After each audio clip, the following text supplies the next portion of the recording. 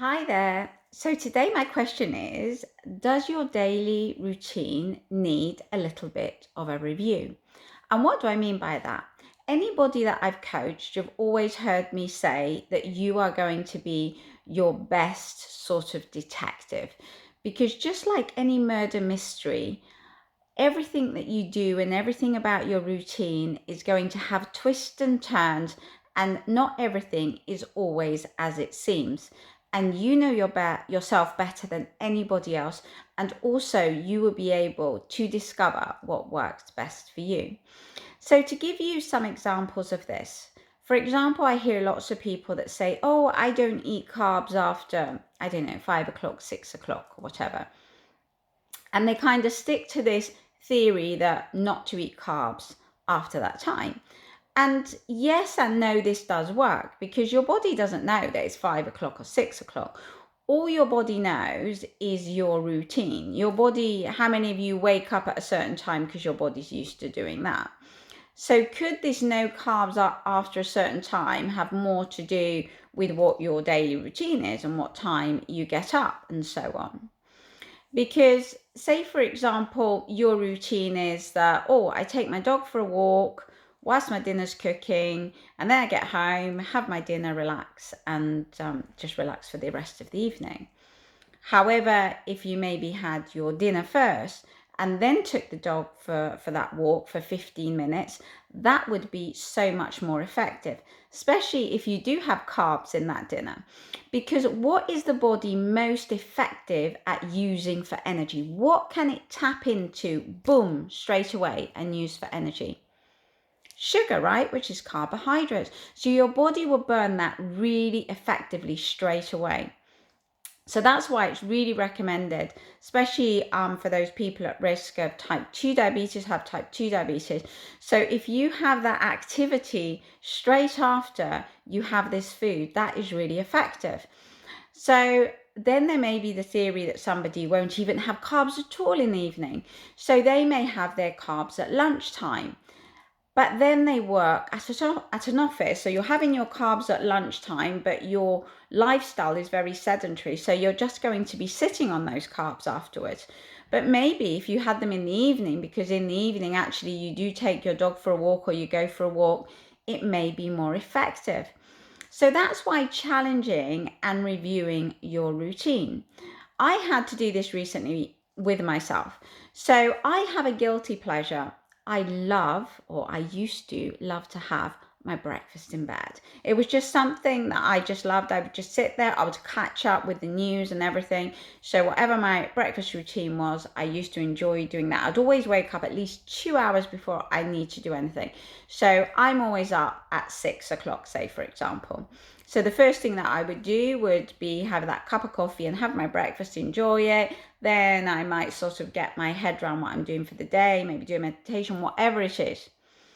But because I also eat very late, because of the way that our family structure works and people coming back from work, I eat quite late. So sometimes I could even eat at 9 o'clock in the evening, which that wasn't a problem. What the problem was is then I was obviously refueling in the morning before that 12-hour window. So ideally, between your last meal in the evening, so between the last time that you sort of have your calories in the evening, whatever that's made up of, until you have your next meal that has a calorific value, so like black coffee wouldn't count or water, ideally you should wait between 12 to 16 hours. Like, I know that my ideal window is 12 hours. But obviously before, because I was eating really late and then getting up really early and having breakfast first, that didn't work. So I've had to adjust that. And say, for example, at the moment, I've just hurt my shoulder a little bit. So I'm trying to do things with my left hand. So this left arm here has been working part-time for the last 50 years or so. So I'm trying to consciously do things with my left arm whilst this one is healing and just use it for what I really need to. So anything about what you do in your daily routine, you can review it. and then you can challenge it. And just like a detective, you can ask those questions. You can be the devil's advocate, see if it's still working for you. And you can do that with every area of your life, because some of the times we just do things because we do things. Like I would say to you, oh, I'd never go out the door without putting my makeup on, because I've been doing this for years and years and years and years and years and years, and that is just the way that I am. But actually, now I've started going for my morning walk run that I do, actually, without makeup, because then what I'm doing is I'm waking up in the morning, I'm having my coffee, I'm hydrating, I go out and do it. It's only half an hour, and then I come back and have my breakfast. And this was something that I would never do before. But I actually had a little review, looked at my habits, and just see, could I improve on that? Could I make what I do daily work better for me? And just challenge those things, because there's so much information out there, and a lot of this information contradicts the other information. There's a new exercise craze, so that one isn't good anymore. But however, 10 years ago, people were doing that and getting great results and so on. It's all personal. It's all you. It's what's going to work for you with your lifestyle, where you are now with your life. So it's really good to just review those daily routines. And also just think, humans, the thing that we are most effective at is adapting, right? So we can easily plateau because we adapt to everything. You just have to look at recent events with coronavirus. Look how our world just tipped upside down, but look how quickly we adapted. And that is what we've been doing through evolution. Our bodies adapt. So sometimes what we started doing that was brilliant for us and worked really well, now is not working so well because our body's kind of adapted to that, and it's totally on top of that and plateaued.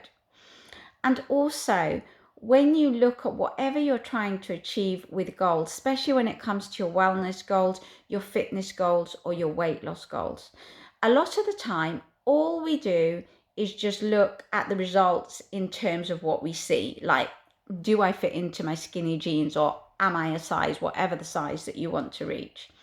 But you don't, when you look at that, sort of only think about how I feel in those jeans. So you want to feel good, which normally is the way that you look. You don't review, am I sleeping well? How's my energy? How's my mental health? And this is really important, because say if your goal in life, you wanted to have a Ferrari, and I said, great, you can have a Ferrari, but can you just give up your house and just sleep in the Ferrari? You would go, no, I'm not giving up my house to have a Ferrari. Do you see what I mean? There's sometimes when it comes to the goals that we have to do with fitness and weight loss, we sacrifice everything else. But the good news, it doesn't have to be like that. And if it took you so many years to get out of shape, don't expect to get into shape tomorrow. Don't expect to lose that weight tomorrow. The good news is you can have it all. But all it takes is you taking that time, reviewing what you're doing, and letting the results guide you. Remember that true wellness and well-being is not only about how you feel about how you look, it's how you actually feel, how you feel emotionally, how you feel mentally, how you're sleeping, that you really feel happy, right? Because what's the point in fitting in a pair of skinny jeans if you don't feel happy? But the good news is you can have it all, but you need to listen to your body, you need to review everything you're doing, and you need to challenge yourself if what you're doing is in the best interest of your overall well-being. And then slowly but surely, you will get to that 100% wellness that we all want to achieve, right? So those are my thoughts for the day. Why don't you reality check, challenge, and review all your daily habits and see if they're all working for you and helping you achieve all the goals that you want in all areas of wellness. Okay then, bye.